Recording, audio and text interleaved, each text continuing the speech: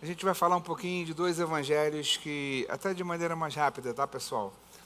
Para não ocupar muito o seu sábado, a gente vai falar um pouquinho sobre o evangelho de Lucas e o evangelho de João.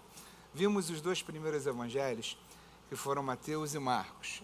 Vimos que Mateus é um evangelho que foi escrito para os judeus. Marcos, por sua vez, é o evangelho que foi escrito para os romanos. Cada um desses evangelhos, por suas características, pelos seus destinatários, tem especificidades. A gente vê o evangelho de Mateus muito mais voltado ao Antigo Testamento, muito mais intencionalmente por Mateus, ele força essa conexão, dizendo, aconteceu isso para que se cumprisse o que fora dito pelo profeta. A gente vê Jesus muito mais combatendo os religiosos judaicos, né, os fariseus. A gente vê Jesus muito preocupado com toda essa questão. A gente vê genealogia, a gente vê Jesus fazendo uma conexão, ou sendo conectado por Mateus, até com Moisés, porque Moisés, para o povo judaico, era o cara que estava lá em cima, na autoridade, a lei de Moisés. Então, Mateus ele faz uma analogia e ele faz um paralelo, traça um paralelo de muitas coisas que aconteceram com Moisés e que também acontecem com Jesus. Ele vai falar, por exemplo, da perseguição ao nascimento.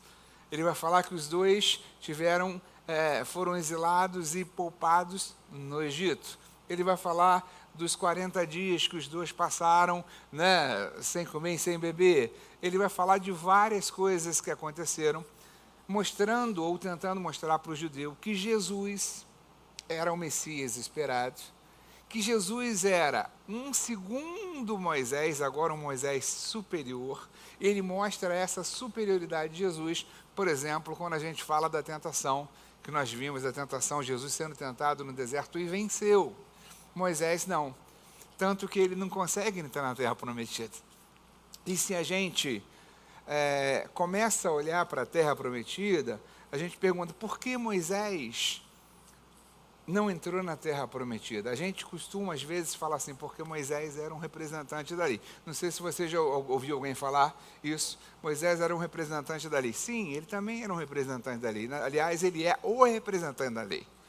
Mas Moisés, biblicamente, não entrou na terra prometida, porque pela sua impulsividade, está lembrado que eu falei que Moisés matou um soldado, depois ele vem e quebra as tábuas da lei, ele manda matar 3.000, por sua impulsividade, Deus fala a pedra, e Moisés, irado, ele pegou o cajado dele e começou a bater na pedra.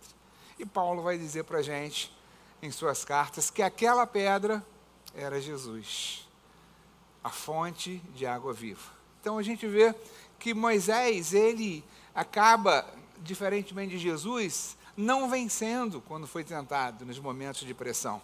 E Jesus fez isso. Mateus apresenta a superioridade de Jesus sobre Moisés. Marcos era um cara que, embora sendo um judeu, ele tinha cidadania romana, escreve um evangelho diferente para um outro povo, o evangelho sem toda aquela conexão com genealogia, com tradições judaicas, com a lei de Moisés, um evangelho mais curto. E agora a gente vai entrar no evangelho de Lucas, que também é um evangelho diferente dos dois evangelhos que a gente viu. Muito embora a gente está falando do mesmo Jesus, olhando por uma perspectiva diferente, né, a questão da cultura do povo e do objetivo do evangelho em si faz com que esses evangelhos em si sejam diferentes. Da mesma forma que Mateus e Marcos, a gente tem um evangelho de Lucas completamente diferente dos outros dois evangelhos, nesse sentido, nesse contexto, por serem escritos a povos diferentes. Lucas, na verdade, era um médico grego.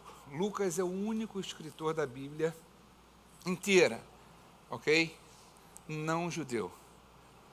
Ele era um médico grego, não foi testemunho ocular, se converteu possivelmente com o apóstolo Paulo, o ministério do apóstolo Paulo, ele passou a ser um discípulo do apóstolo Paulo, já na segunda geração de discípulos, e ele escreve o seu evangelho para os gregos.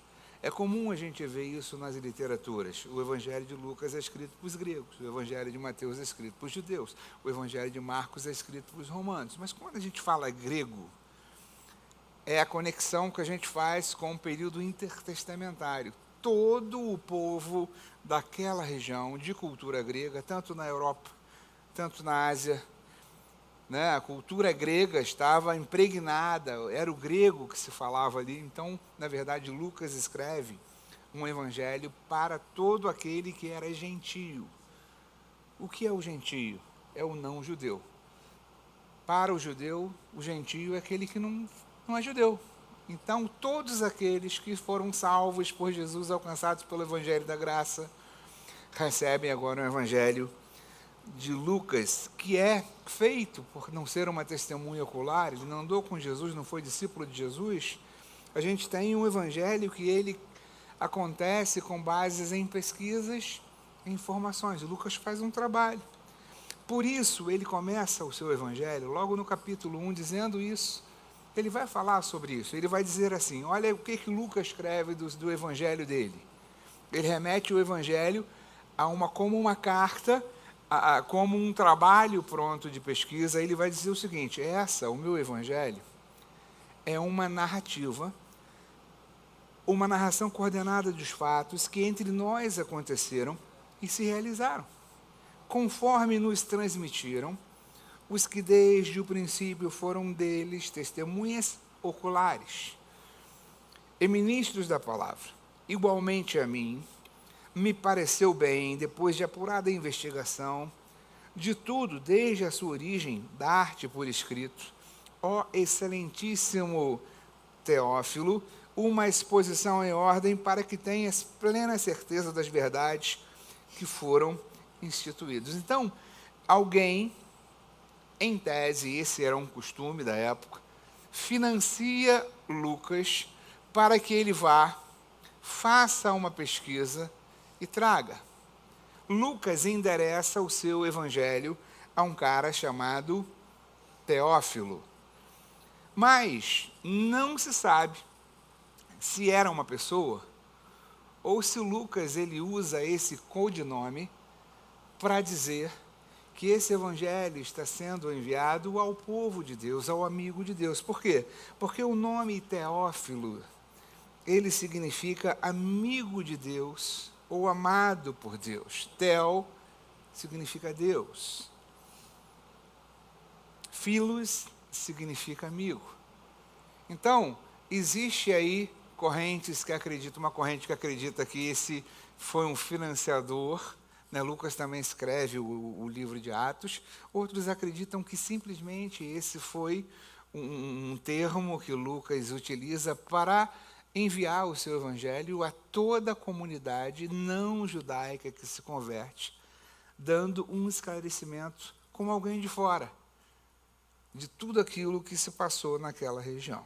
Então, Lucas, ele escreve o mais longo de todos os evangelhos. Ele, como falei, também é autor do livro de Atos, e isso faz de Lucas o maior autor do Novo Testamento. Ele escreve 27,5% de todo o Novo Testamento. Ele só escreve Lucas, o seu evangelho, e escreve também o livro de Atos. Mas isso, em termos de conteúdo, equivale a 27% de todo o Novo Testamento. Ele é o único autor gentio. E esse olhar externo de Lucas para a gente é muito importante. Esse olhar de alguém de fora. Porque, na verdade, todos os outros escritores, Mateus, Marcos e João, falando dos evangelhos, eram judeus. Marcos, embora tivesse cidadania, né, romana, fosse filho de uma outra pessoa que não era, na verdade, judeu, e por isso escreve um evangelho diferente. Eu gostei da resposta do pastor Rinaldo aqui, daquela percepção que ele teve, né? Lucas não, era um cara diferente. E esse olhar para a gente de Lucas, ele traz para a gente uma percepção muito especial. Lucas era um gentio, e o gentio era um povo excluído da aliança de Deus. Então o judeu não podia comer com o gentio, não podia estar junto com o gentio, não podia participar das celebrações com o gentio, não. E nem era permitido que ele recebesse sequer um gentio. Havia uma separação. Eles, os judeus, se achavam o povo da aliança, o povo da circuncisão, o povo que Deus escolheu. E o restante era o resto, separados. Eram os excluídos. E Lucas traz para a gente, na sua percepção, até essa percepção de fazer parte de fora dos excluídos. Lucas traz o evangelho para a gente um pouco diferente, onde ele vai valorizar muito a figura daqueles que, em tese, eram os excluídos. Ele vai falar muito dos pobres, ele vai falar dos estrangeiros, ele mesmo era um estrangeiro, dos gentios. Ele vai falar e colocar em alta os samaritanos, que eram como que se fossem inimigos ali, não por eles, mas pelos judeus. Eles não consideravam os samaritanos como cristãos, e a gente falou como judeus, né? E a gente falou ontem sobre isso. A rixa que acontece naquele período intertestamentário com os samaritanos e judeus, que nessa época do ministério de Jesus o negócio está borbulhando, está efervescente, e ele, Lucas, vai jogar para cima, não os judeus, mas os samaritanos. Em suas parábolas, ele vai, por exemplo, dizer que o judeu viu o outro lá, o judeu passando necessidade, e de repente o judeu passa e não faz nada, e o samaritano vai lá e ajuda. Mostrando esse valor, esse aspecto humano. Lucas ele vai valorizar como nenhum outro escritor do Novo Testamento as mulheres. Então ele vai trazer para a gente uma percepção muito aguçada da mulher, favorecendo a imagem da mulher. Você precisa entender que naquela época da cultura judaica, né, o judaísmo ele tem uma cultura muito machista, muito voltada ao homem ainda hoje. Mas naquela época era muito pior. As coisas, e já o pensamento grego era um pensamento mais aberto. Era um pensamento onde a mulher tinha alguma participação. Então Lucas ele deixa essa natureza, essa maneira de ver, esse olhar crítico, fazer essa influência positiva no seu evangelho. Também vai falar das viúvas. Perceba que Mateus vai falar da realeza de Jesus, e quem vai visitar Jesus quando Jesus nasceu? Os reis magos, simbolizando o quê? Que as nações estão reconhecendo a realeza de Jesus e se curvando a Jesus como Filho de Deus. Lucas ele não vai falar dessa questão. Lucas não está buscando a realeza de Jesus. Lucas vai apresentar Jesus como homem, como filho do homem. Ele vai falar dos aspectos humanos de Jesus. E aí Lucas, ele, ao invés de falar dos magos, ele vai falar que os pastores presenciaram o nascimento de Jesus. E naquela época, os pastores, desde aquela época, era uma profissão assim, bem, sabe, a galera que era o cara que era o pastor, que cuidava das ovelhas. E isso é verdade, porque você vê que os irmãos de Davi, vamos voltar para o Antigo Testamento, né? Os irmãos de Davi, quem pastoreava o rebanho? Era o Davi, que era o irmão mais novo, que era o menos importante. Então ele vai ser o pastor das ovelhas. A gente vê isso muito claramente nessa história de Davi, né? Quando Samuel chega lá para escolher o próximo rei, cara, mas está voltando algum filho. Ah, mas tem o outro que está lá, né, cara? O outro, né? Manda vir, cara, é esse cara aí. Lucas, ele olha para os pastores e coloca. Ou seja, então ele começa a trazer para a gente uma valorização a pessoas que até então haviam sido excluídas, inclusive pelos evangelistas Mateus e Marcos até aqui. Eles não tiveram essa sacada, não tiveram essa preocupação. E, na verdade, os objetivos eram outros. Como Marcos está escrevendo para os romanos, ele apresenta Jesus como servo, apresenta os aspectos da servitude de Jesus. É o que o romano queria ouvir. Como Mateus está escrevendo para os judeus, ele apresenta Jesus como um rei. E Lucas não. Lucas, ele está apresentando Jesus como homem. Ele vai dizer o seguinte, cara, Jesus, ele é um homem como nós. Ele está passando por coisas que a gente passa. Ele está tendo sentimentos que a gente tem. No Evangelho de Lucas, você vai ver Jesus chorando. Você vai ver Jesus sendo apresentado como alguém que tem fraquezas, embora sendo Deus.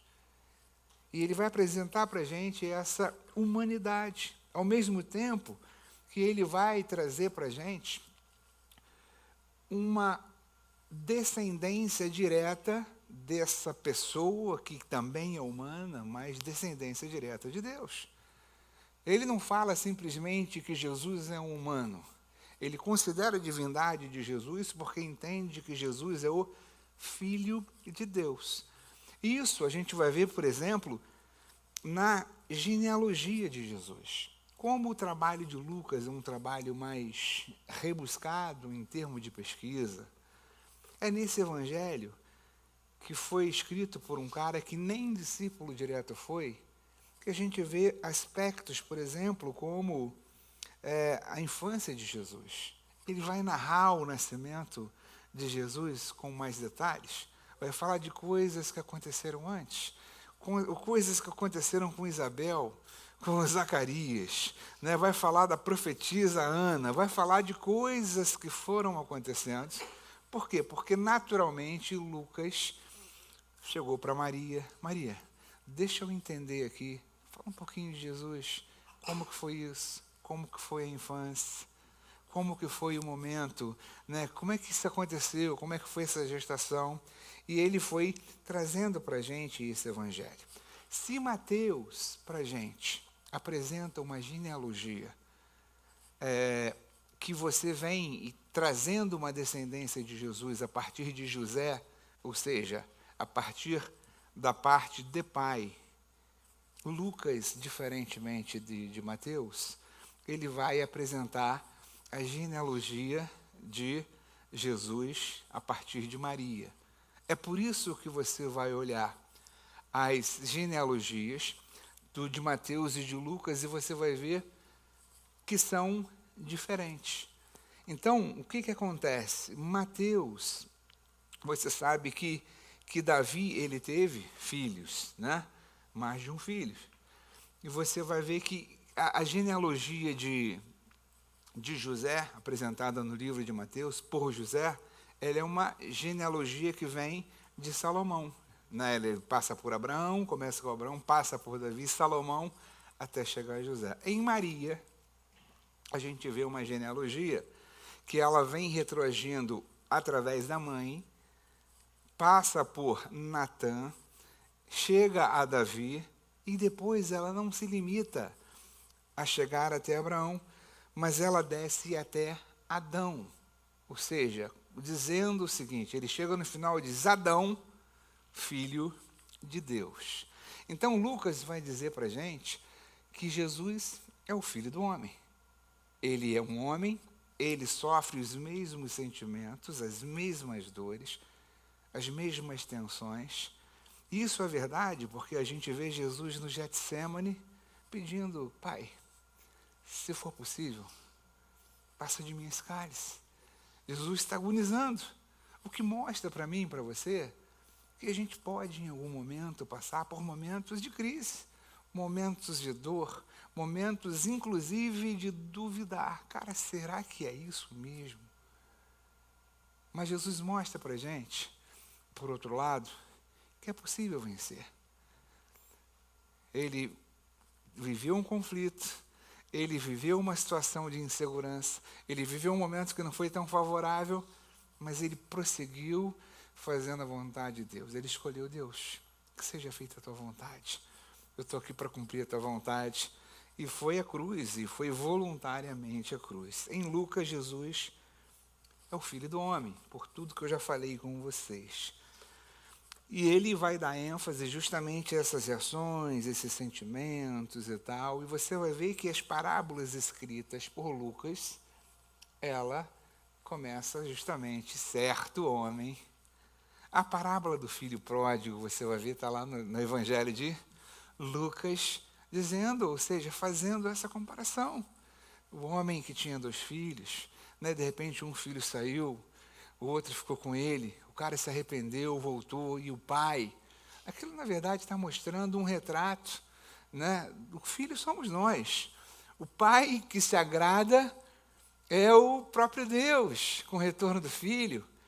Então a gente começa a ver, meu Deus, cara, as coisas acontecendo, a gente vê esse lado humano, essa dependência. Em Lucas, a gente vê Jesus orando como nenhum outro evangelho, mostrando que mesmo sendo ele Deus, ele dependia de Deus, ele dependia do Pai, ele queria estar em comunhão com o Pai, ele queria vivenciar e fazer as coisas em harmonia com a vontade do Pai.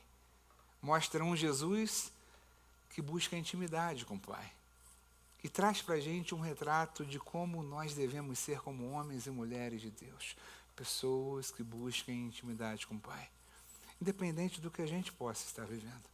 Às vezes a gente pensa que você ser cristão é você, né, Jesus já venceu, já consumou a obra, eu sou curado, sou próspero, tenho família abençoada, acabou, se me dei bem, eu vou deitar agora na rede, está tudo certo. E não é, cara. Não é. Isaías, essa é uma palavra do Antigo Testamento, mas que traz para a gente uma realidade. Isaías capítulo 43 vai dizer, quando você passar pelas águas, né, quando você passar pelas águas, você não vai se afogar, quando pelo fogo você não vai se queimar, nem a chama arderá em ti, porque eu sou o Senhor, o Deus de Israel, o teu Salvador, não temas, eu sou contigo. Mas Isaías não fala, se você passar pelas águas. Ele fala, quando você passar, né, quando tu vai passar. E Jesus vai falar para mim e para você o seguinte, no mundo vocês passarão por aflições. Mas o que eu faço quando eu estou passando pela aflição? Eu preciso manter o ânimo, porque ele venceu o mundo. Eu preciso manter a minha fé. Eu preciso manter o meu olhar nele. Eu preciso entender que eu sou guardado por ele, eu sou amado por ele. Que todas as coisas cooperam conjuntamente para o meu bem. E que às vezes eu me fixo num ponto, eu estou preso a um ponto achando que eu perdi, mas Deus não está vendo, Jesus não está vendo aquele ponto, ele está olhando o maior. Ele está olhando, de repente, cara, você não entrou para cá, mas o fato de você não ter entrado aqui vai te possibilitar entrar no maior aqui na frente, e você vai falar, cara, graças a Deus que hoje eu estou aqui nessa situação. Mas a gente se habitua, via de regra, a gente é imediatista. Eu sou imediatista também, então eu sei como é que é esse negócio. A gente quer ver logo, a gente quer ver acontecer. Por isso que Lucas, ele vai falar dessa dependência que a gente precisa desenvolver. Lucas também é o cara que mais vai falar sobre o Espírito Santo, de todos os 3 evangelhos. Por que isso? Porque Paulo, ele fala muito do Espírito Santo. Paulo vai falar que nós devemos ser dirigidos pelo Espírito. Paulo vai falar de muitas coisas. Paulo, como discipulador de Lucas, trouxe a Lucas essa percepção. Então ele fala do Espírito Santo no seu evangelho, e no livro de Atos ele vai continuar falando sobre o Espírito Santo. Aliás, o evangelho de Lucas acaba com a percepção de que eles deveriam ficar esperando a descida do Espírito Santo. Então, Lucas, ele já remete ali para o que vai acontecer em Atos 2. Porque, na verdade, são 2 volumes, talvez de um mesmo escrito. Talvez, alguns vão dizer que o pergaminho não deu para o cara escrever as coisas, o rolo ia ficar muito grande, o cara fez um outro livro.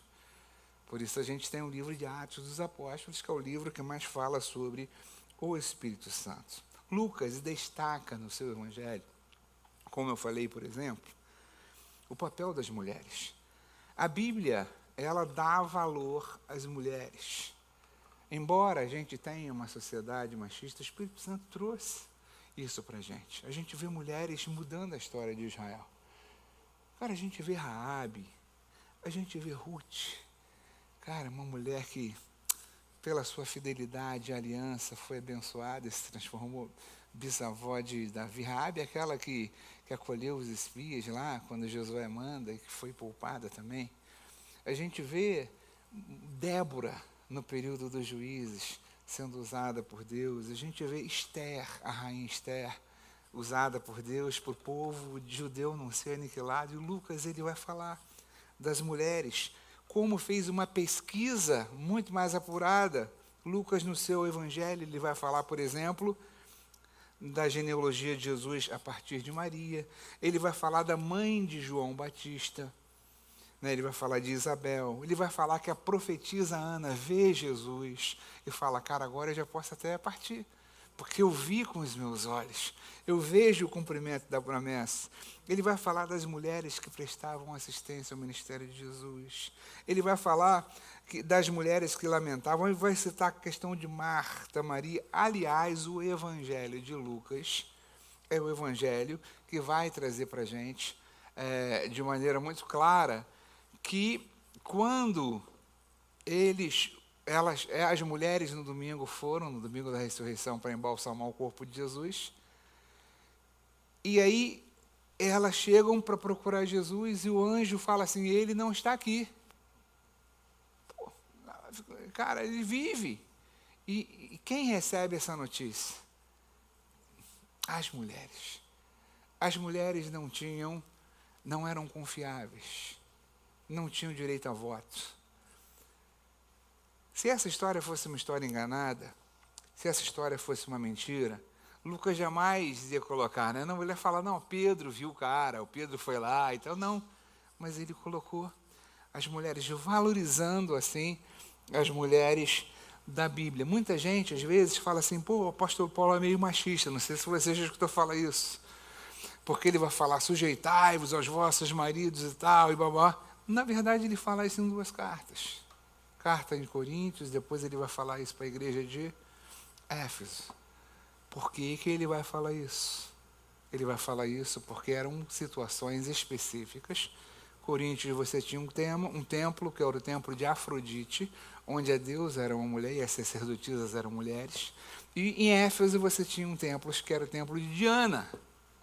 Diana para os romanos, ou Artemis para os gregos. E você tinha também as sacerdotisas mulheres. Então, nessas 2 cidades, nessas 2 cartas, onde você tinha quase que uma sociedade que era regida ali, né? As mulheres tinham a palavra de autoridade, Paulo vai falar para essas mulheres, muitas delas que vieram convertidas desses templos, desse sistema, olha, cara, sujeitai-vos aos vossos maridos. Mas ele vai dizer para a gente, marido, amai a sua mulher, como Jesus amou a igreja. Às vezes a gente fala assim, cara, minha mulher não é submissa. Cara, tu está amando a tua mulher como Cristo amou a igreja? É difícil. Se o marido consegue amar a sua mulher como Jesus amou a igreja, meu irmão, não tem mulher que não vá estar junto. E submeter-se é simplesmente estar debaixo da mesma missão, da mesma visão.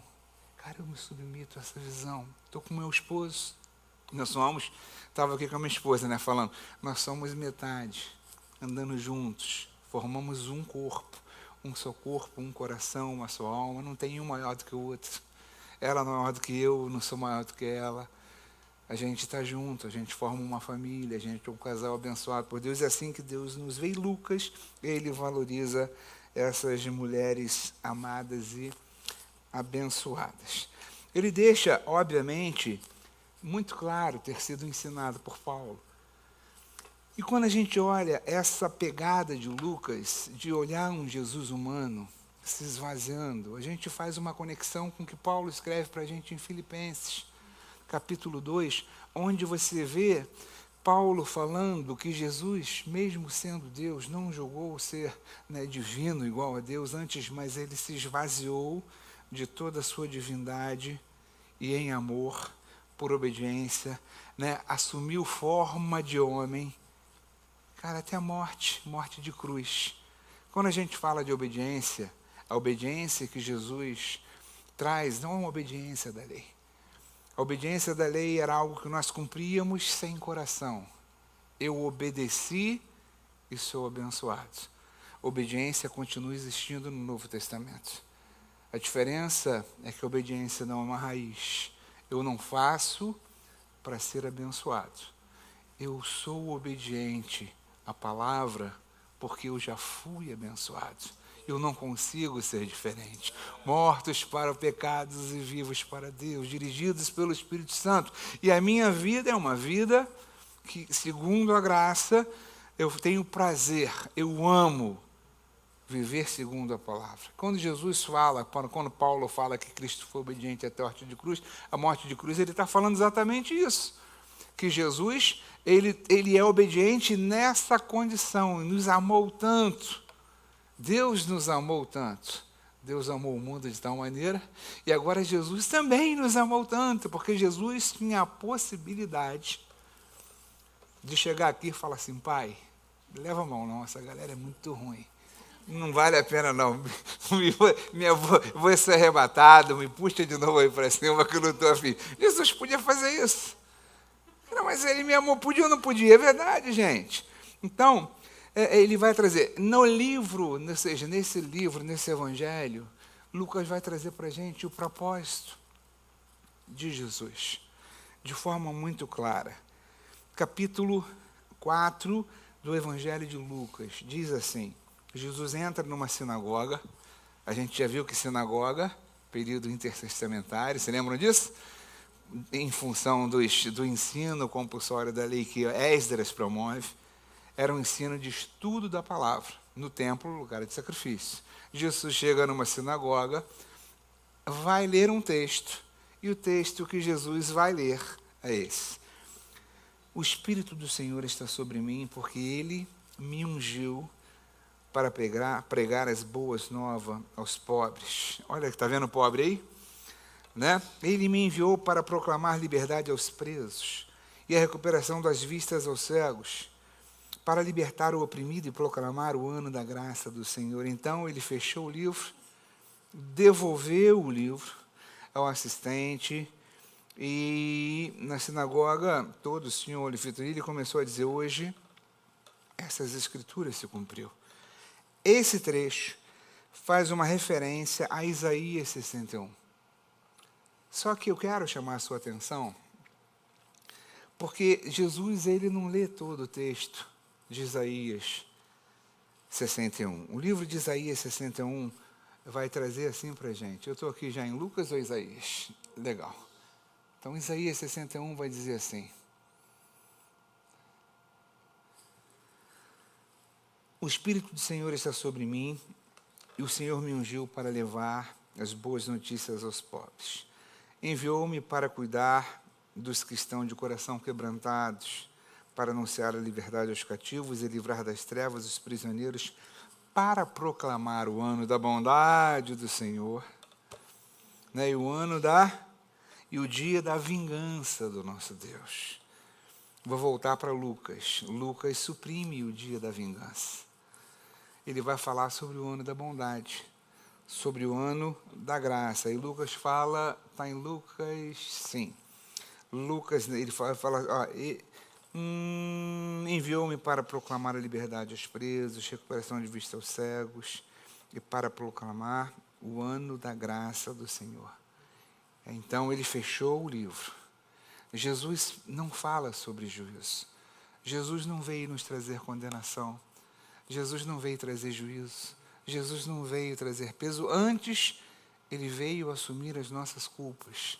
Ele veio nos substituir para que nós pudéssemos hoje ser feitos e considerados justiça de Deus. É um erro quando a gente pensa que Jesus veio trazer condenação ao mundo. Muito pelo contrário. Jesus, por amor a cada um de nós, ele optou sofrer o juízo de Deus que cabia ao homem. E da mesma forma que o homem, pelo pecado de um Adão, toda a humanidade foi alcançada pelo pecado e por suas mazelas, agora, em Cristo, pelo seu ato de amor, todos fomos abençoados e justificados na obediência dele. Portanto, não há juízo para você, não há condenação sobre a sua vida. Jesus não veio te trazer condenação. Por isso que o apóstolo Paulo vai falar em Romanos capítulo 8, Que diremos, pois, né? Não há condenação para aqueles que amam a Deus. Não há. Somos livres. Estamos justificados.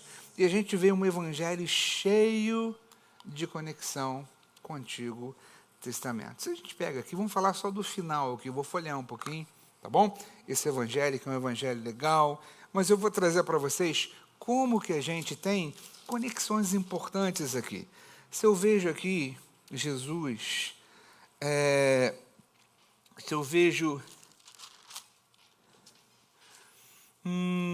se eu vejo Jesus no momento da sua morte, a Bíblia vai dizer que Jesus, eu estou falando aqui do capítulo 23,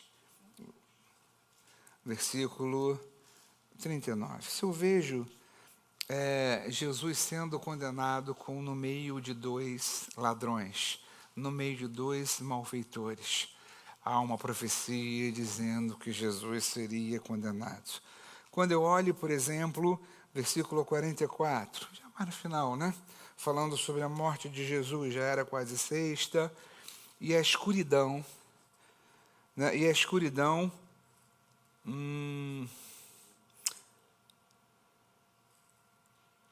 e já era quase sexta, escurecendo o sol, houve trevas. Essa é uma conexão direta com o Antigo Testamento. Antes da morte de Jesus, houve trevas. Por que isso? Alguém me ajuda? Alguém teria uma ideia? Hã?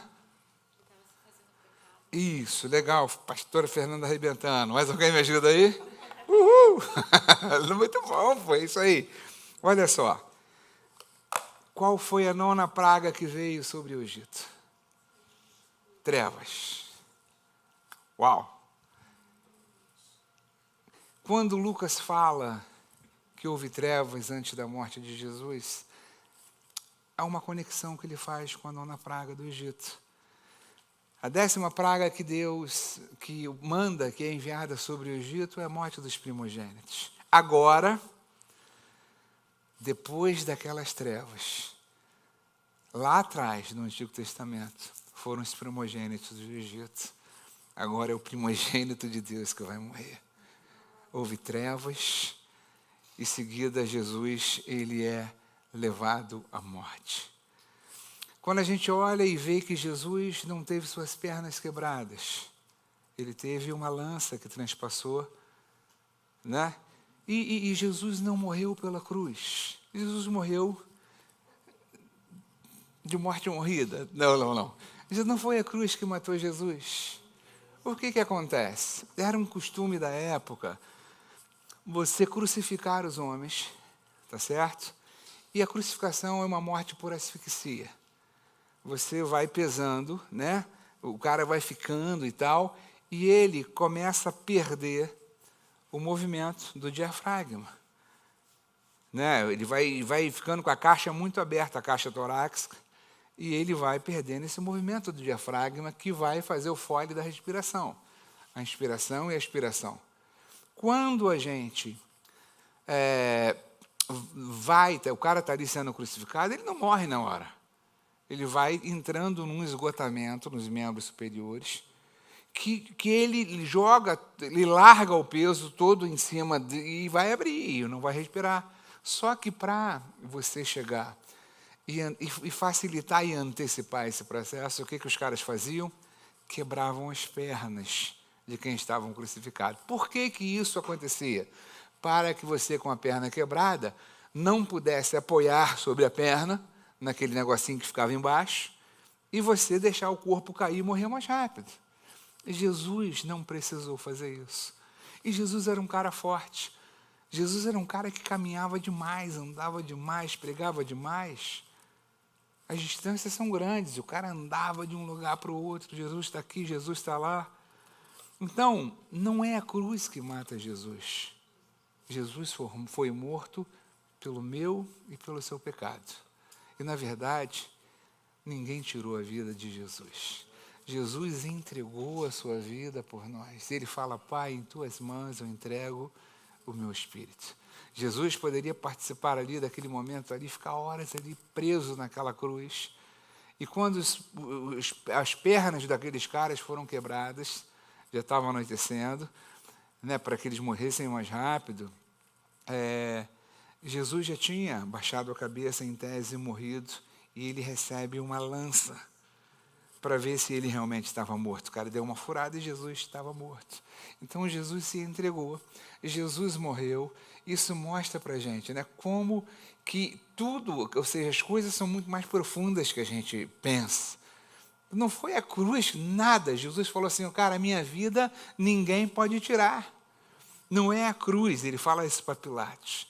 Não é a cruz, não é a lança, não. Cara, eu entrego a minha vida voluntariamente. Então Jesus foi lá, pagou o nosso preço, sofreu por nós, entregou seu Espírito a Deus e Ele vai trazer para a gente uma nova realidade. E a gente vê tudo isso no Evangelho de Lucas, é uma perspectiva bem interessante. Eu vou passar um pouquinho para a gente não avançar tanto no tempo, que a gente já está aqui. É tarde ou noite? Então, a gente já está de noite, né? E tem outras coisas para acontecer aí, né? A gente tem o sacrifício da velha aliança para fazer. Quem teve a revelação entendeu essa piada, não é brincadeira. A gente tem um lanche para fazer depois. Mas, vamos lá. Vamos falar do último evangelho, que é o Evangelho de João. E aí, eu vou falar com... Deixa eu lembrar seu nome, você me perdoe. Como? Lani. Tá legal, eu tenho um problema com o nome, tá, gente? Então, desculpa aí se eu te chamei com o nome errado alguma vez. Eu já sei que eu chamei o Mateus, sei lá de que, Gabriel. Então, eu não sei nem se ele que eu tentei me safar assim, mas Lani, vamos lá. Lani, vamos entender um pouquinho em cima daquela sua questão que você colocou para a gente. Né? Onde é que a gente conecta Jesus à criação? Que história é essa de Gênesis? A gente não viu isso até agora. E aí a gente vê isso muito no Evangelho de João. O Evangelho de João é o evangelho peculiar, diferente. Os três evangelhos que nós vimos agora, Mateus, que foi escrito por judeus, Marcos para os romanos e Lucas para os gentios, para os gregos, eles têm uma pegada de narrar e trazer uma narrativa da vida de Jesus. O que Jesus fez? O que aconteceu? O que ele falou? João tem uma outra pegada. João não quer falar sobre o que Jesus fez. João quer falar para a gente quem Jesus é. E ele escreve o Evangelho já no final da sua vida, talvez na década de 80, 90, depois da era cristã, depois de Cristo. Ele era um dos discípulos mais jovem. E dois grupos perturbavam os ensinos cristãos acerca do Evangelho de Cristo, os judaizantes e os gnósticos. Quem eram os judaizantes? Alguém me ajuda? Obrigado, isso mesmo. Todas aquelas pessoas que aceitavam a Jesus. E repare que os judeus, muitos deles aceitavam a Jesus, mas achavam que deviam ainda continuar fazendo aquilo que a lei de Moisés preconizava. E esses judeus judaizantes mais radicais ficavam contradizendo os ensinos do apóstolo Paulo. O apóstolo Paulo, por exemplo, na carta aos Gálatas, ele vai falar, e ele chega brabo dizendo, cara, quem vos enfeitiçou com esse evangelho, que aliás não é nem evangelho, que é diferente de tudo aquilo que eu ensinei para vocês. Olha, ainda que seja um de nós, ou até mesmo um anjo, que fale alguma coisa diferente do que lhe foi ensinado, que seja maldito, anátema. Esses judaizantes, eles queriam, achavam o seguinte, olha, eu posso aceitar Jesus, beleza, mas eu continuo comendo o alimento caché, continuo guardando as festas judaicas, continuo tendo que fazer a circuncisão, etc. e tal.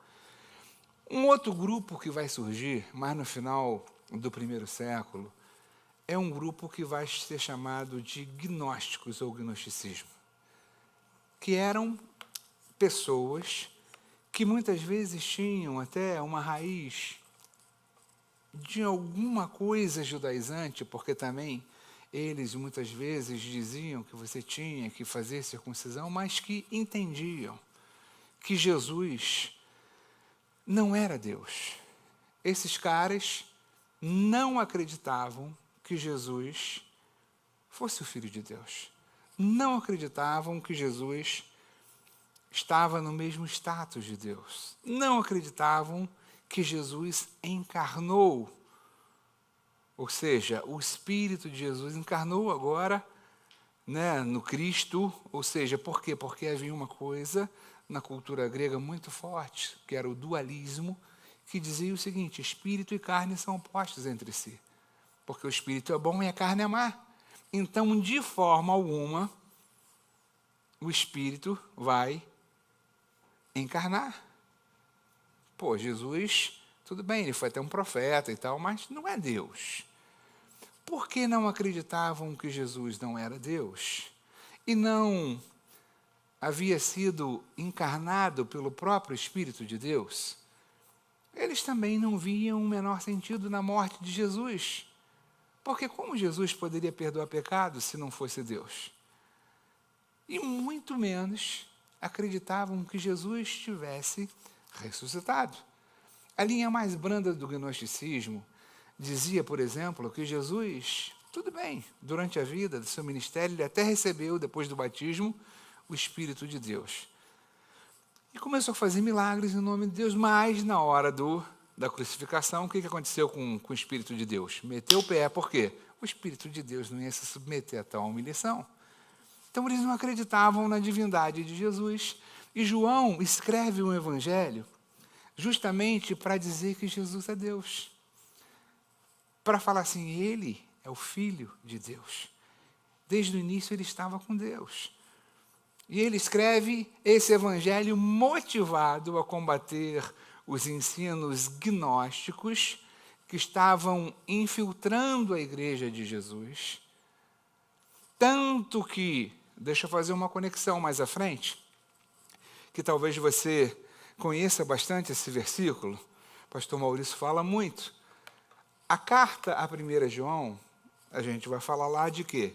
De confissão de pecados. Olha, se confessarmos o pecado.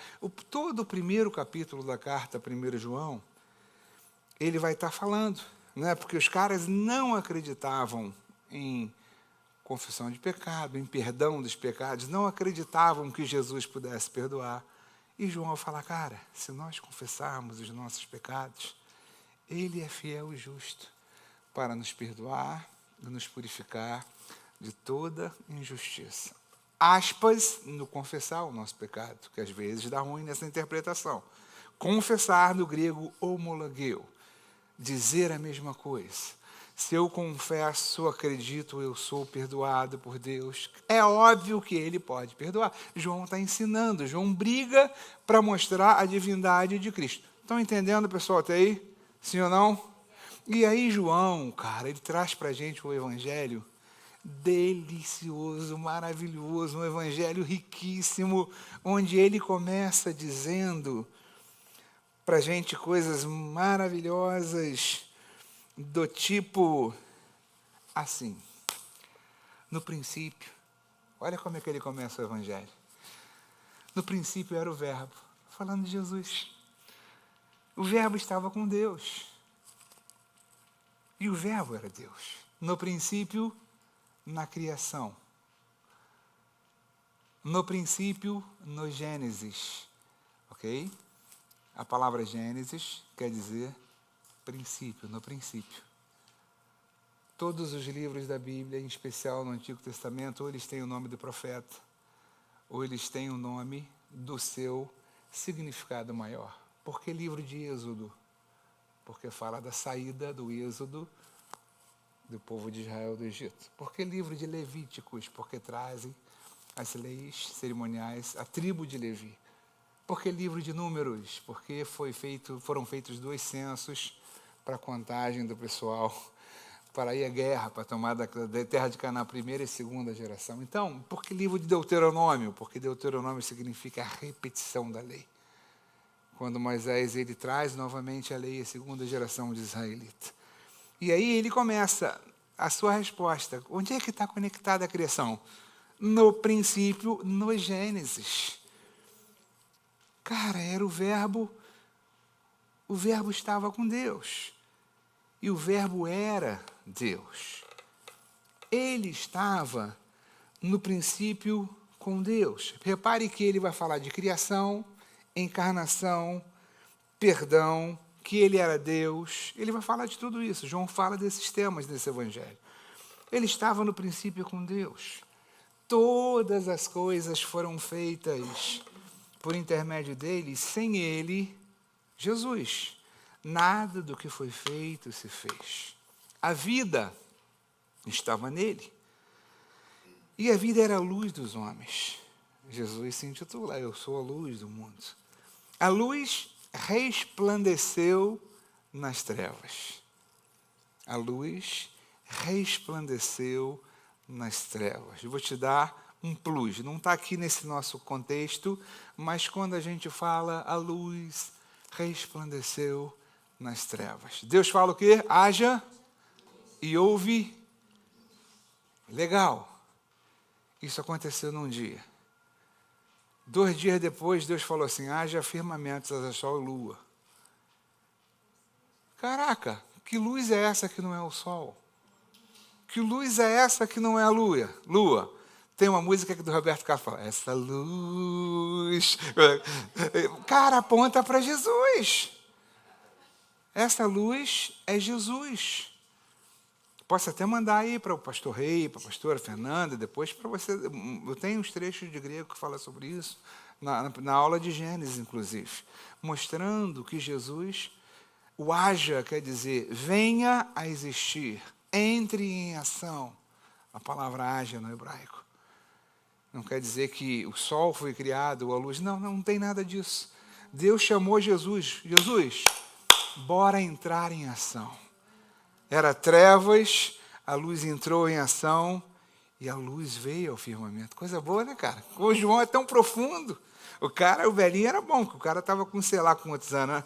Devia estar bem velhinho, mas o cara foi inspirado por Deus. E ele diz assim, a luz resplandeceu nas trevas e as trevas não prevaleceram contra ela. Houve um homem enviado, aí falando de João Batista, tá? Houve um homem enviado, versículo 6, por Deus, cujo nome era João. Este veio como testemunha para que testificasse a respeito da luz, a fim de que todos, todos virem a crer por intermédio dele. O João Batista, ele não era luz, mas veio para que testificasse a luz, Jesus, a saber, a verdadeira luz, que vinda ao mundo ilumina todos os homens. Aí, João vai falar da encarnação. Ele colocou Jesus na criação. Ele vai falar, o verbo que estava lá atrás na criação, com Deus, que era Deus, o verbo agora está no mundo. O mundo foi feito por intermédio dele, mas o mundo não o reconheceu. Jesus veio para o que era seu, mas os seus não os receberam. Mas a todos quantos receberam, deu-lhes o poder de serem feitos filhos de Deus. Uau! A saber, os que crerem no seu nome. Os quais não nasceram de carne nem sangue, nem da vontade do homem, mas da vontade de Deus. O Verbo se fez carne e habitou entre nós, cheio de graça e verdade. E vimos a sua glória como a do unigênito do Pai. Quando ele fala habitou, é do verbo tabernaculou, do grego, ou seja, ele remete a gente para o tabernáculo, e aquela glória de Deus que estava no tabernáculo agora está habitando entre nós aqui. Ele vai falando um pouquinho, João dá testemunha a respeito dele e tal, porque a todos nós temos recebido de sua plenitude graça sobre graça.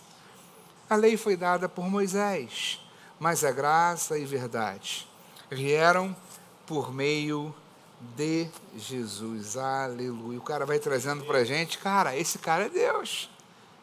Se vocês estão falando que ele não é Deus, ele vai combater esse gnosticismo. Deixa eu passar muitos slides aqui, amém? Porque a gente já está, né? Já está naquela fase assim, já não estou mais com voz. Vocês não estão me aguentando e eu estou aguentando vocês, mas vocês já estão. Está todo mundo rindo para mim, mas eu sei que está todo mundo pensando naquela janta maravilhosa, então vou dar uma moral para a galera aí. Então, vamos lá. Proposta do Evangelho de João. A gente vê aqui em João, capítulo 20. No final, ele escreve o Evangelho para que as pessoas creiam. Aliás, eu vou voltar um slide que é importante, né? Ele vai trazer para a gente um Evangelho em que ele coloca para a gente, esse Evangelho foi escrito para que vocês creiam que Jesus é o Cristo, o Filho de Deus, e crendo tenham vida eterna. A palavra-chave do Evangelho de João é crer. Diga assim, crer. Essa é a palavra-chave. João não está querendo falar que Jesus é rei. João está querendo apresentar Jesus como Filho de Deus e dizer, creio nele que vocês terão vida eterna. E ele escreve o Evangelho em 21 capítulos, onde em cada um desses capítulos ele vai mostrar aspectos do caráter divino de Jesus. Por exemplo, rapidinho, hein? Para você acordar. Capítulo 1, Jesus é o Verbo encarnado. Capítulo 2, ele é o Filho de Deus. 3, ele é o Mestre divino. 4, ele é o ganhador de alma. 5, ele vivifica aquele que crê. 6, ele é o pão da vida. 7, ele é a água da vida. 8, ele é a luz do mundo. 9, ele é o Filho de Deus. E ele vai trazendo para a gente, em cada capítulo, uma percepção. Ele vai falando na sua tese, mostrando sempre a divindade de Cristo. 14, Jesus é o caminho, a verdade e a vida. Estão lembrados daquela figura do tabernáculo? Pá, primeira cortina, o caminho, segunda cortina, a verdade, terceira cortina, a vida. Quando Jesus fala isso, os judeus, faz aquela carinha que a gente bota no WhatsApp, né, de susto assim, o que é isso? Ou é um herege? Não, Jesus está se referindo, e a gente precisa entender isso. Capítulo 15, a gente vê Jesus aqui como a videira verdadeira, ele é aquele que vem antes do Espírito Santo, no 16, que depois ele vai falar que o Espírito Santo vem depois dele, etc. e tal. Ele é o nosso intercessor, ele escolheu voluntariamente sofrer por amor em nosso lugar, é o consumador, ele venceu a morte e ele é o restaurador do homem arrependido. Repare que João começa falando de Jesus como a graça de Deus. Ele vem falar de graça no capítulo 1, a gente leu isso aqui. Tá bom? Ele veio cheio de graça, porque nós temos recebido dele graça sobre graça. Ele é a expressão da graça de Deus. Ele vai falar de Jesus como... Ele começa falando sobre isso. Depois, João vai embasar o seu evangelho em apenas 7 milagres. Eu não sei se esse 7 é simbólico. Alguns escritores vão dizer que sim, porque 7 é um número que representa a totalidade. Então, alguns escritores vão falar, cara, ou ele achou que esses fossem milagres mais estratégicos, mas João vai dizer o seguinte, ao longo desses milagres, ele vai trazendo revelações a respeito de quem Cristo é. Nesse Evangelho de João, a gente vê Jesus falando, eu sou. Está escrito ali, né? Eu sou o pão da vida. Quando João fala isso, João ao mesmo tempo está declarando que Jesus é aquilo, o aspecto divino de Jesus, mas João também conecta Deus ao Pai. Porque quando Moisés é visitado por Deus, e Deus fala simplesmente para Moisés, Moisés, eu sou. Se você pega o livro de Êxodo, você vai ver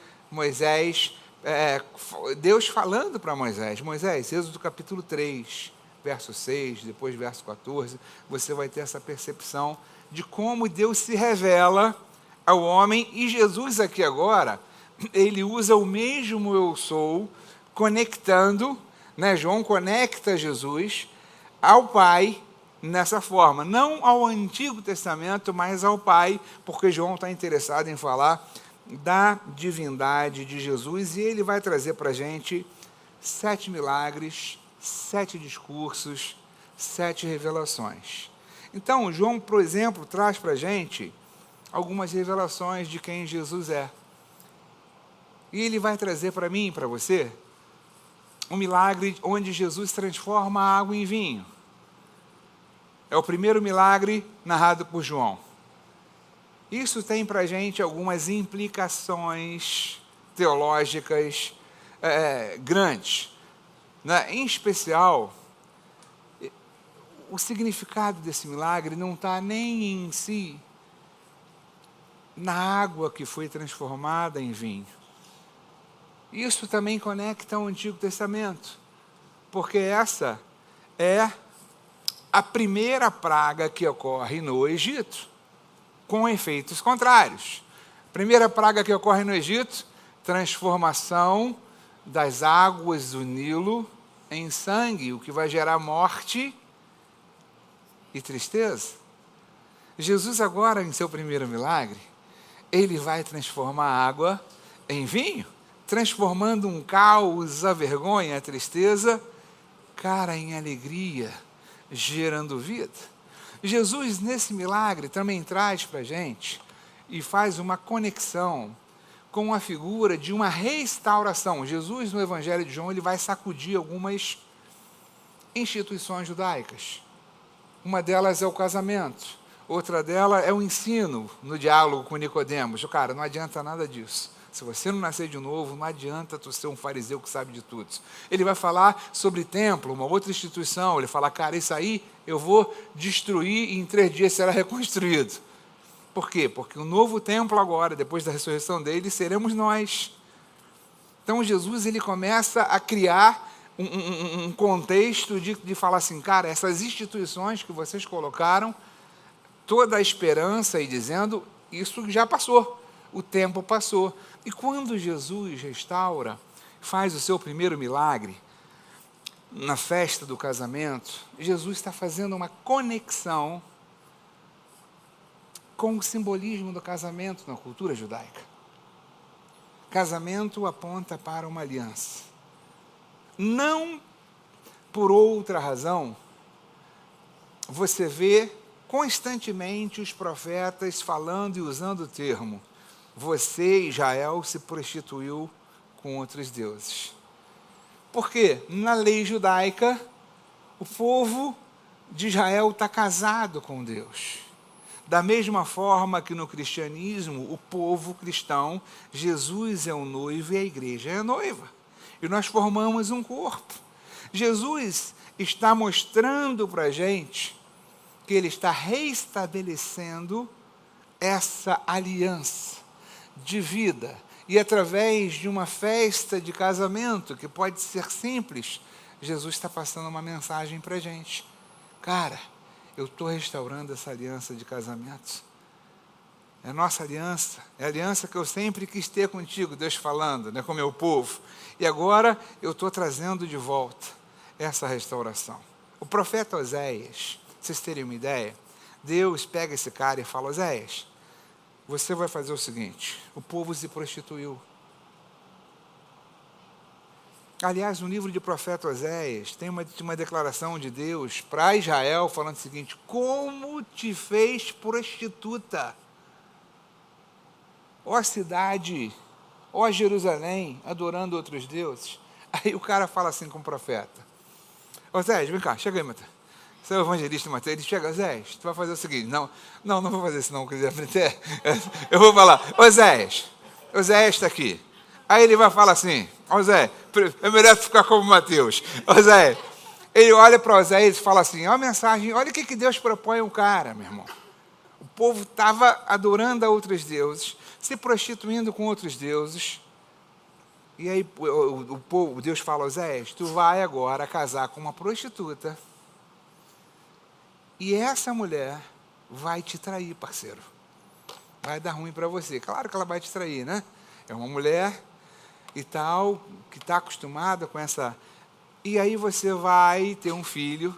Primeiro filho, você vai dar o nome de não meu povo. Olha o nome do povo. E você vai perdoar essa mulher. Cara, e depois ela vai te trair de novo e você vai ter um segundo filho. E você vai perdoar ela de novo. E ela vai ter um terceiro filho. E você vai perdoar ela de novo. Mostrando, cara, o coração de Deus ainda naquela época. Mostrando a disposição de Deus em perdoar o povo, ainda que eles tivessem se prostituído adorando outros deuses. É comum você ver o termo prostituição, não no sentido pejorativo que a gente vê hoje, né? Prostituição, nada disso. A gente vê Deus equipar essa adoração a Baal, aos falsos deuses, como uma prostituição. E aí, Jesus, ele vem restaurar.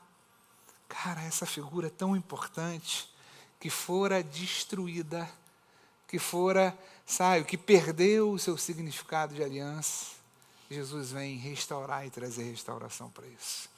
Cara, é coisa bacana demais. Depois, ele vai trazer para a gente um milagre onde a gente vê a cura do filho de um oficial do rei, falando de cura. Ele vai trazer um milagre na cura, no paralítico, no tanque de Betesda. Ele vai quebrar aqui, nesse milagre, uma tradição muito forte. Não pela cura em si, mas por conta de ter acontecido no sábado. E aí Jesus fala, cara, porque é sábado, a gente não pode curar? Não, cara, não é isso. Meu pai também trabalha no sábado. Cara, a gente não para, a gente está por vocês aqui direto. E ele começa a se mostrar como esse descanso, como o Shabat de Deus, né? Vinde a mim, fala isso em Mateus, todos os que estão cansados e sobrecarregados, e eu vos aliviarei. Eu vos darei descanso, o descanso está em mim. Ele vai falar sobre a multiplicação dos pães. O milagre da multiplicação dos pães é o milagre que vai revelar a revelação. Falei certo? Revelar a revelação, né? Não sei se ficou esquisito. Mas o milagre onde João vai trazer a revelação para a gente de que Jesus é o pão da vida. Por quê? Porque Jesus faz o milagre, transforma pão, alimenta a galera. No outro dia a galera quer mais pão. Aí Jesus fala, cara, vocês estão pedindo pão? O que é isso? Não precisa essa coisa e tal, né? Cara, se vocês soubessem, aí ele fala, eu sou o pão da vida. Cara, e ele começa a trazer essa revelação. A gente vai ver a questão aqui de um cego de nascença. Isso é legal para a gente, porque conecta aqui ao Antigo Testamento. Aquela questão, cara, o cara nasceu cego. Quem que é o culpado? O cara pecou ou foi o pai dele?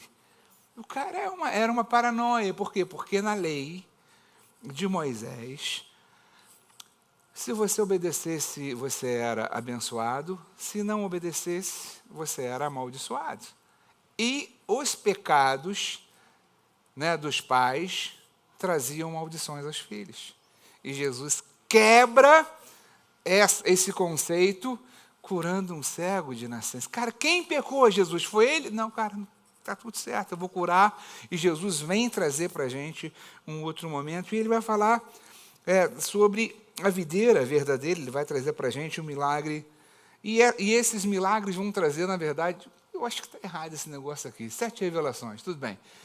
Eu falei com vocês em outras palavras, eu sou o pão da vida, eu sou a luz do mundo, eu sou a porta, eu sou o bom pastor, eu sou a ressurreição e a vida, ou seja, um dos milagres aqui é o milagre da cura de Lázaro. Por que acontece aquele milagre? Jesus vai falar que o cara não morreu, isso é um milagre para a glória de Deus. Porque Jesus queria ensinar para aqueles queridos, para aqueles discípulos, para aquelas pessoas, que ele não só ressuscitava pessoas. Jesus já tinha ressuscitado pessoas antes. Jesus não ressuscitou a filha de Jairo. Não precisava ressuscitar Lázaro. Mas Jesus, ele queria trazer uma revelação. E a revelação que Jesus traz ao final daquele milagre é que ele era a ressurreição e a vida. E aquele que crer nele, ainda que morra, viverá. Jesus transcendeu o físico, transcendeu o material. Jesus, ele jogou lá em cima e está falando de uma revelação espiritual que Jesus e que João vai trazer para a gente nesse contexto. Jesus, ele vai quebrar esses paradigmas. Por exemplo, ele vai falar para a gente sobre a restauração da aliança do casamento que eu falei, sobre a restauração do templo, ou seja, o templo será destruído e depois será refeito em 3 dias. E o templo não será mais aquele templo físico, geográfico, paredes, né? O espaço. Nós seremos o templo, e como nós hoje somos templos do Espírito Santo. Jesus vai falar sobre a questão da purificação do templo. Ele vai quebrar esse paradigma na festa do Hanukkah. E Jesus entra. Se lembram do período intertestamentário, festa do Hanukkah, os macabeus vão fazer a purificação do templo. Essa é uma festa que eles continuam. Então, Jesus vai falar sobre esse tema e vai falar que ele veio trazer essa purificação. Jesus vai falar sobre a instituição do ensino. E ele vai quebrar, por exemplo, o paradigma dos fariseus, que entendiam que você ser o mestre da palavra te fazia melhor e mais religioso. E Jesus fala: Nicodemos, cara, não basta isso. É preciso nascer de novo. Aí o cara fala: meu irmão. Aí ele falou, né, cara, é preciso. Aí o cara falou: meu irmão, e aí, Jesus? Eu não estou entendendo. Pô, eu já sou um cara já de certa idade, minha mãe até nem está por aqui. Eu vou ter que... Como é que eu vou fazer para nascer de novo, meu irmão? Deu ruim para mim, né? Aí Jesus, cara, que ele não nasceu da água do Espírito. Né? Jesus vai falar sobre o local de adoração. Quando ele se encontra com aquela mulher samaritana no poço de Jacó, que ela pergunta a Jesus: Jesus, onde é o verdadeiro local? A história de Nicodemos está em João capítulo 3. A história da mulher samaritana está em João capítulo 4. E ele, na fonte de Jacó, ele vai trazer para aquela mulher algumas situações da vida, assim: eu estou vendo que tu és profeta. E Jesus, então, ela pergunta: Jesus, os nossos pais dizem que o local correto de adoração é aqui em Samaria, no poço de Jacó. Mas vocês, judeus, dizem que é em Jerusalém. Onde é o local de adoração? Por quê? Porque existiam 2 lugares de adoração em Israel, por conta daquela briga que teve lá na reconstrução do templo, quando eles voltaram da Babilônia. Estão lembrados disso? Estão acompanhando? Ah, que bom, feliz. Então não caiu de paraquedas essa informação. A gente tem essa informação, a gente percebe, e Jesus fala: olha, cara, não tem lugar.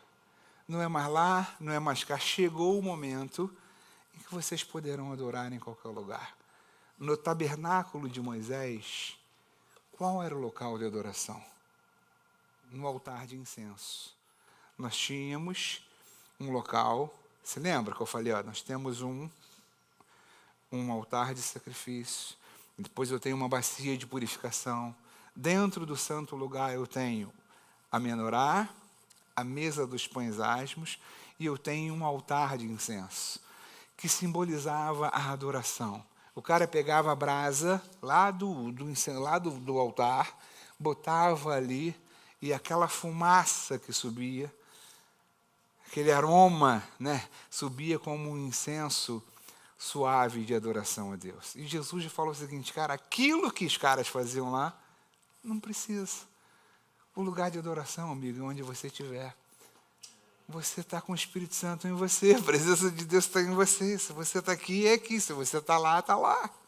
E ele vai trazer para a gente essas percepções, essas conexões que são super interessantes e tal. João também, tá? Ele vai afirmar para a gente, mais uma vez falando para você, essa questão do Cordeiro de Deus. Quando a gente olha, por exemplo, deixa eu ver aqui, eu acho que é no capítulo 1, deixa eu ver aqui, deixa eu ver se é 1:29, né? Isso, aqui, 1:29. João Batista torna a repetir seu testemunho, viu João, né? E disse assim: eis o Cordeiro de Deus que tira o pecado do mundo. Aqui mais uma vez eu repito a vocês que quando João fala isso, na cabeça do judeu, o Cordeiro de Deus que tira o pecado é o Cordeiro de Deus que era oferecido no sacrifício. Era o Cordeiro de Deus que era oferecido pelo sumo sacerdote, pela pessoa. E eles entendiam que, embora a lei trouxesse a responsabilidade de trazer o cordeiro ao ofertante, o ofertante deverá apresentar um cordeiro, ou uma rolinha, ou um boi, dependendo das posses e tal. Eles entendiam que todo sacrifício era providência de Deus, como aconteceu no caso de Abraão e Isaque. Por conta disso, todo o cordeiro que era sacrificado no templo, no Yom Kippur, o bode, era de Deus. Foi Deus que criou, foi Deus que deu. Ou seja, Deus pede um sacrifício e Ele mesmo te dá os recursos para você levar o sacrifício. Isso na nova aliança, isso na antiga aliança. E agora, quando João fala, esse é o Cordeiro de Deus que tira o pecado do mundo, a galera olha assim, caraca, eu não entendi. Cordeiro de Deus não é aquela parada que vai ser sacrificado? E outra coisa, que mundo é esse? Porque o mundo é muito maior do que o povo da aliança. Olha só, a cabeça da galera fundindo, né? A galera pirando ali, e Jesus, então, é apresentado como João conectando, né? Fazendo essas conexões. Jesus, por exemplo, João vai falar para a gente da lança de Jesus sendo transpassado. Ele vai trazer isso, João capítulo 19, verso 34, que Jesus não teve os seus ossos quebrados, mas ele foi perfurado por uma lança. E a gente pode ver isso em Zacarias capítulo 12, conectando ao Antigo Testamento. João 19 diz explicitamente, 19, 31, 37, nenhum osso de Jesus foi quebrado, o que era incomum. E ele vai conectar, né, esse esquema não só com os escritos do Antigo Testamento, por exemplo, Números capítulo 9, versículo 12, Salmo 34, versículo 20, mas ele vai conectar, além de você conectar com uma profecia, ele conecta com o Cordeiro Pascual do Egito. Lá atrás, em número, ou seja, o Cordeiro da Páscoa, você pode ver esse número, 9:12, ele não poderia ter os seus ossos quebrados. E Jesus também foi o nosso Cordeiro Pascual. O que é a Páscoa? A Páscoa celebra uma libertação geográfica, uma libertação de uma escravidão física. Essa é a primeira Páscoa, a Páscoa em que foi vivida por Moisés e pelo povo de Israel. O que Jesus vem trazer para a gente em uma segunda Páscoa? Ele continua sendo o Cordeiro Pascual, ele é o Cordeiro oferecido em sacrifício.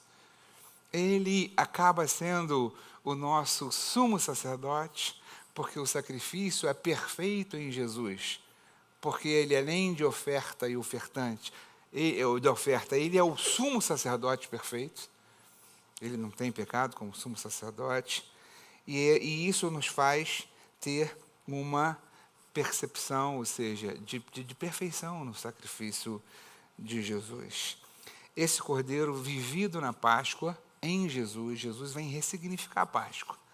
Ele não fala para a gente de uma libertação geográfica ou física. Ele fala para a gente de uma libertação espiritual. Lembrando que o Cordeiro, ele foi sacrificado para que os primogênitos de Israel não fossem mortos na última praga. E agora Jesus ele foi sacrificado para nos garantir a vida. Ou seja, para que nós estivéssemos protegidos na morte eterna e passássemos nele para a vida, como Paulo vai dizer para a gente em seu escrito aos Colossenses. Ele nos resgatou do império das trevas e nos transportou, né, para o reino do Filho do seu amor. Então a gente tem muita coisa para falar assim, em termos de assuntos. Eu acho que que a gente falou sobre quase tudo. Eu vou pular alguns slides aqui, que eu acho que a gente já até falou sobre esses slides, mas, cara, eu preciso voltar dois. Eu queria, só para finalizar o nosso bate-papo, ler um versículo e trazer para vocês dois quadros que são importantes para a gente acabar de ter um entendimento dos 4 evangelhos juntos. Né? Primeiro, eu quero ler com vocês o versículo que fala sobre por que João escreve esses milagres. Ele vai dizer o seguinte: na verdade, fez Jesus diante dos discípulos muitos outros sinais, que não estão escritos nesse livro.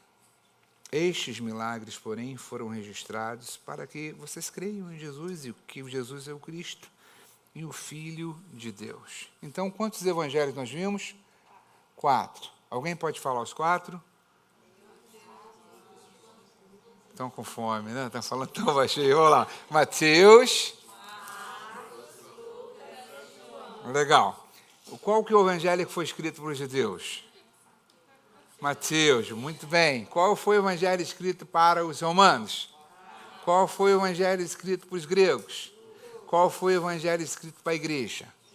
Legal. Nos 3 primeiros evangelhos, Mateus, Marcos e Lucas, você tem uma narrativa da vida de Jesus. No 4º evangelho de João, você tem uma apresentação do que Jesus é. Então, essa ótica diferenciada confere aos evangelhos, aos 3 primeiros, estarem em um grupo chamados de evangelhos sinóticos, ou seja, evangelhos que são vistos por uma mesma visão, que são Mateus, Marcos, Lucas e João. Então, a gente olha aqui, eu tenho um quadro que vai mostrar para vocês bem. Então, por exemplo, em Mateus, Marcos, Lucas e João, que são os sinóticos, eles mostram o que Jesus fez. João vai mostrar quem Jesus é. Esses sinóticos fazem uma apresentação de Jesus. E João vai trazer a interpretação daquela apresentação. O que aquilo significa, o que aquilo quer dizer. Os sinóticos mostram Jesus exteriormente, falando, fazendo, curando, ensinando. O Evangelho de João mostra Jesus interiormente. É um evangelho que você vai ouvir habitualmente, que é o evangelho dos seus discursos íntimos com seus discípulos, né, onde Jesus ele trata as coisas mais mostrando o interior de Jesus. Os sinóticos vão enfatizar os aspectos humanos de Jesus, quer seja de servo, quer seja de rei, ou quer seja de homem. O Evangelho de João, por sua vez, vai enfatizar os aspectos divinos de Jesus. As figuras que são apresentadas, leão, boi e o homem, né, a face do homem, nos Evangelhos sinóticos, em João uma águia. Os discursos públicos de Jesus são apresentados nos Evangelhos sinóticos, em especial a gente vê os discursos de Sermão da Montanha, os ensinos, as parábolas, Jesus falando a muita gente. E o Evangelho de João traz conversas mais particulares. Um vai narrar basicamente o ministério de Jesus na Galileia, o outro na Judéia. Um mostra os fatos e outros mostram um evangelho mais doutrinário, tá? Por conta de dizer quem Jesus é. Os sinóticos falam sobre uma genealogia humana e João, ao contrário de trazer uma genealogia como Mateus e como Lucas, valorizando o pai ou a mãe, retroagindo Abraão ou Adão, João está preocupado em dizer que Jesus é o Filho de Deus. Jesus é Filho de Deus, Jesus é Deus, ele está lá presente na criação. Então, a gente tem um quadro aí demonstrativo, resumido, mais ou menos, dizendo as datas em que cada um desses evangelhos foram escritos. Acredita-se que Marcos tenha sido o primeiro, né, os destinatários, tudo isso nós já falamos. E, né, Mateus apresentando como rei, como Messias, os aspectos messiânicos, Lucas como servo. Lucas como servo não, Marcos como servo, Lucas como filho do homem, já estou batendo pino já, né? E depois, o tic-tac aqui já não está funcionando. E a gente olha aqui, Mateus as ênfases. Mateus, como falava para os judeus, ele queria dar uma ênfase que Jesus é o cumprimento profético daquilo que fora dito no Antigo Testamento. Marcos, ele, por conta da característica do povo romano, um povo mais de ação, ele vai falar de muitas ações, muitos milagres, um evangelho muito mais dinâmico. O grego, Lucas, por ser um homem de origem grega, ele vai trazer, e médico também, humanista, ele vai trazer ali esses aspectos humanos da humanidade de Jesus, e João vai trazer para a gente esses aspectos mais divinos de Jesus como Deus. O que é legal para a gente entender e saber é que todos esses aspectos para a gente são importantes. Eu preciso ver Jesus como Deus, como João fala. Mas eu preciso também ver Jesus como homem. Porque eu sou homem, você é mulher, nós temos uma humanidade. Nós sofremos, vivemos, às vezes choramos, às vezes ficamos aflitos. E a gente vê isso no Evangelho de Lucas. A gente, quando olha o Evangelho de Marcos, a gente vê um Jesus servindo. E a gente precisa servir. Jesus quer que nós servamos. Servitude é algo que nasce no coração de Deus. Deus te chamou não para ficar sentado engordando aqui na cadeira, mas para servir o reino, meu amor. Para entender que Jesus te serviu primeiro. E a gente só está imitando a Cristo servindo também. E tudo isso entendendo que a gente está servindo a um Deus que é o Messias, que é o Jesus, que é o Rei dos Reis, que é o Senhor dos Senhores. Ele é ao mesmo tempo o nosso Senhor, no sentido de grandeza, de realeza, e ao mesmo tempo o nosso, amigo, o nosso homem, o nosso alvo, a nossa meta. Então, quando a gente fala, se pareça com Jesus, você, obviamente, não vai ser, por exemplo, Jesus manda que a gente seja a luz do mundo, porque Jesus, ele é a luz do mundo. Mas Jesus não quer que eu seja a água da vida, ele é a água da vida. Jesus não quer que eu seja a videira, ele é a videira, eu sou um ramo. Mas eu me espelho naquilo. Então, qual evangelho ler? Eu leio, alguém me perguntou no intervalo, já que é a mesma coisa, eu posso escolher só um para ler? Não. Por quê? Porque quando a gente escolhe um para ler, a gente vê uma faceta e fica com outras 3 que a gente poderia crescer e a gente não cresceu. Então a gente tem uma riqueza tão linda de detalhes aqui em Ver Jesus, que a gente não pode ficar sem isso ou de fora dessa. Gente, falei muito, falei pra caramba. Obrigado mesmo por vocês, pela paciência. Privilégio estar com vocês.